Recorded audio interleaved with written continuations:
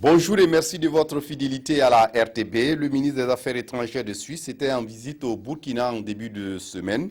Il s'est rendu à Béodogo, dans la commune de Kombisiri, pour constater la mise en œuvre du continuum de l'éducation au Burkina, mais aussi jeter un coup d'œil sur ce que font les acteurs de l'éducation, l'école communautaire, une innovation dans la région. L'école communautaire qui est destinée à récupérer les enfants de 9 à 15 ans et leur donner un second espoir. Et puis au Bénin, le Premier ministre Lionel Zinsou et l'homme d'affaires Patrice Talon se sont qualifiés mardi pour le second tour de la présidentielle béninoise prévu le 19 mars prochain. Un duel de style pour une élection à l'issue incertaine.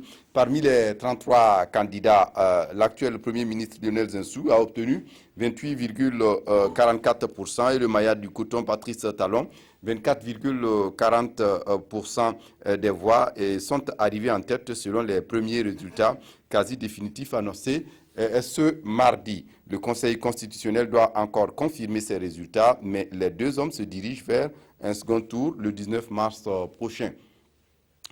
Crise migratoire, Syrie et Libye, après le sommet entre l'Union européenne et la Turquie. Ces questions ont été au cœur d'un sommet, cette fois entre l'Italie et la France.